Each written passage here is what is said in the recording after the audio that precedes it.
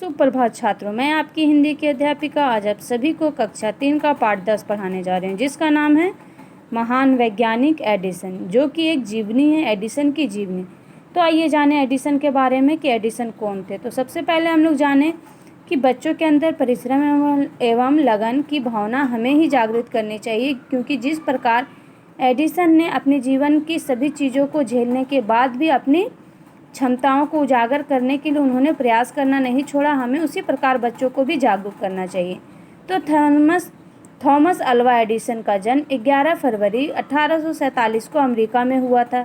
Edison को बचपन से ही मंद बुद्धि माना जाता था। उनका परिवार भी बहुत गरीब था, फिर भी उनकी माँ ने उन्हें घर में ही पढ़ाने का निश्चय किया। गरीब होने के बावजूद भी एडिसन ने अनेक वैज्ञानिक प्रयोग किए और अंत में सफल होकर एक वैज्ञानिक के रूप में संसार भर में प्रसिद्ध हुए। तो आइए जाने किस प्रकार इनका बचपन गुजरा और किस प्रकार इन्होंने अपने आप को एक खोज में समर्पित कर दिया। जैसे ही बटन दबाओ बल्ब जल उठता है और कमरा प्रकाश से जगमगा उठता है।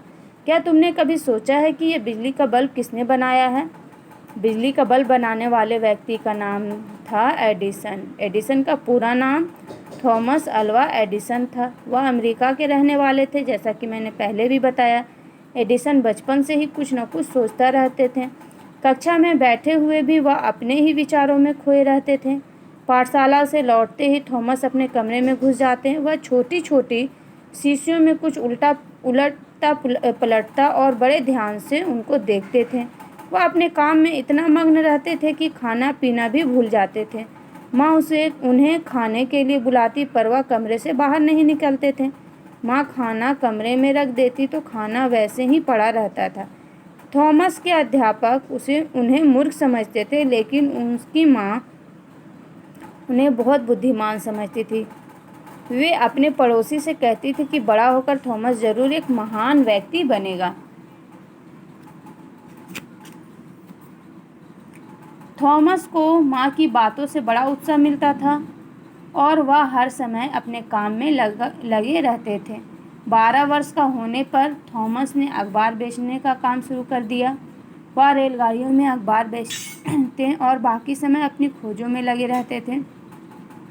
अखबार बेचकर वह जो भी पैसा कमाते उसे खोज के काम में लगा देते। एक बार थॉमस ने एक ऐसी फैक्ट्री में नौकरी कर ली जिसमें मशीनों से काम होता था। एक दिन एक मशीन खराब हो गई। कोई भी कारीगर उस मशीन को ठीक न कर सका। पास ही थॉमस खड़े थे।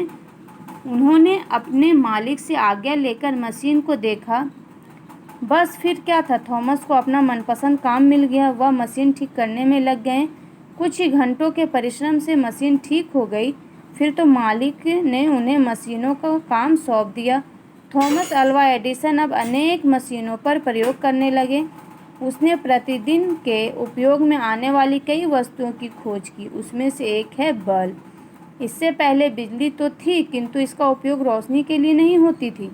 गर्मियों में हवा देने वाला बिजली का पंखा भी सबसे पहले एडिसन ने ही बनाया था। अब आइए जाने कि एडिसन ने किस किस चीज़ का आविष्कार किया। तो एडिसन ने ग्रामोफोन बनाया। क्या आप जानते हैं कि जो रिकॉर्ड भरी आवाज़ को ग्रामोफोन पर सुना जाता है? आप चाचा नेहरू और बापू की आवाज़ अब भी ग्रामोफोन द्वारा सुन सकते हो। पहले सिनेमा में केवल चलती फिरती तस्वीरें ही होती थी, वे बोलती नहीं थी। उनमें आवाज़ एडिसन ने भरा। बेतार के तार, टाइपराइटर और टेलीफोन को भी उन्होंने ही अधिक उपयोगी बनाया। थॉमस अल्वा एडिसन तो अब इस दुनिया में नहीं है, परंतु उनके द्वारा किए गए बल्ब का प्रकाश आज भी चारों ओर रोशनी फैला रहा है। बटन दबाओ और रोशनी ही रोशनी।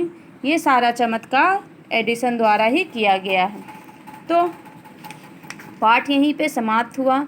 उम्मीद करती हूँ कि आप सभी को ये पाठ अवश्य समझ में आया होगा कि किस प्रकार अपने प्रयास और लगन से थॉमस अल्वा एडिसन ने आज एक संसार भर में एक चमत्कारी रूप में प्रसिद्ध हुए हैं और आज भी लोग उनकी चीज़ों को देखकर उन्हें याद करते हैं। धन्यवाद।